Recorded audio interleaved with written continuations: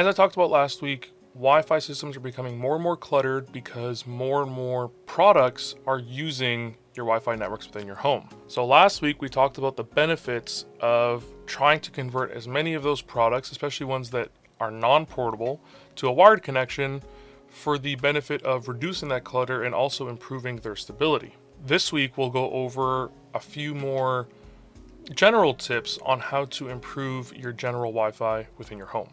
Now, what a lot of people will do, and a lot of more tech-savvy people have probably already done, is buying a third-party router or access point. What these do is they specialize in being a good wireless access point. They're also a built-in switch usually. They usually have 4 or 5 extra ports on them. They will typically have better range and better speeds than the one provided by your ISP. Now, these routers can range in price from, $35, $50 all the way up to $400, $500. I will leave a link down in the description below to my website where I will outline a couple of different routers and different price points, their pros and cons, and a few other things that I've learned over time, especially when recommending them to other people.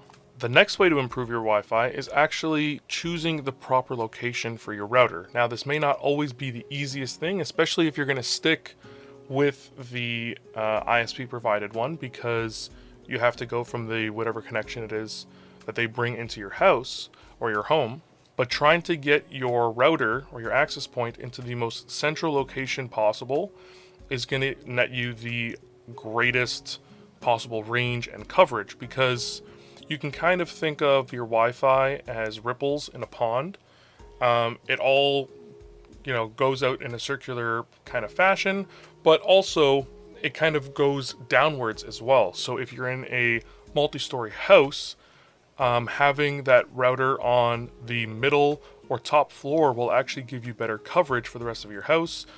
Another thing is, within the room that you do place it in, try to place it as high off the floor as possible and away from any other things that would cause interference, like a microwave or any other strong electronics. If you want to get super technical, you can use a signal strength analyzer like NetSpot, which will allow you to actually map out your home and tell you where the weak spots of your Wi-Fi signals are. Now, speaking of signal analyzers, you can use a more basic Wi-Fi analyzer on your phone to take a look at all of the bands in your current vicinity.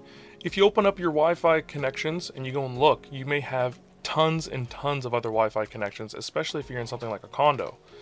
And having all of these connections can really clutter up certain bands, and those bands will be lower performing because of that. So you can use the signal analyzer apps to take a look at what bands all of these different Wi-Fis are using and choose the one that has the least amount of clutter on them.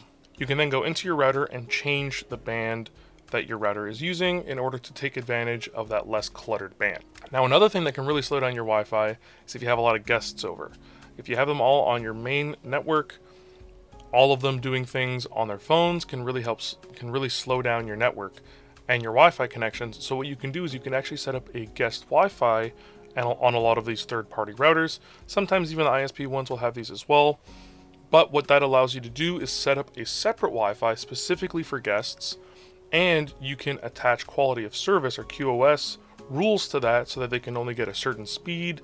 They can only have a certain amount of download and upload speeds, stuff like that, and it can really help control, how much of your network is being sucked up by guests at your house.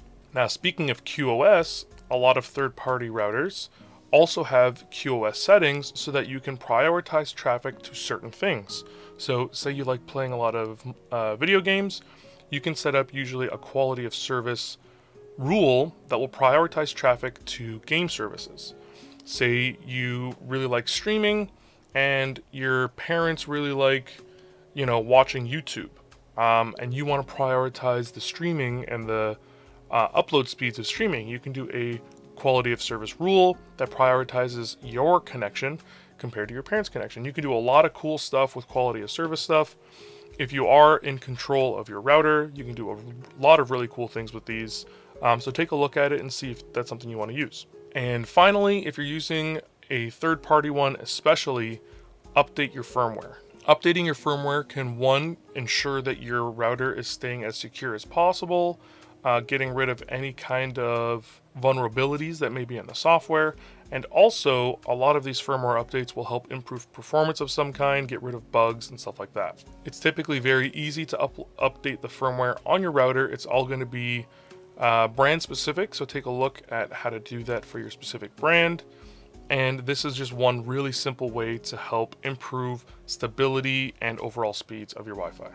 Now, I hope you found this video helpful. If you did, I'd really appreciate if you like to subscribe. If you have any ways that you usually improve your Wi-Fi connection, feel free to leave those down in the comment section below. I'd love to see all of your suggestions. Big thanks to my Patreon sponsors, Thought Slime, Step Back, and Rogerson of Dojo, and thank you for watching the end of this video. If you didn't see last week's video, go ahead and check it out right up here. It kind of goes over the benefits of switching everything that you can over to a wired connection. And thanks again for watching the end of the video. As always, stay safe out there. I'll see you next Friday.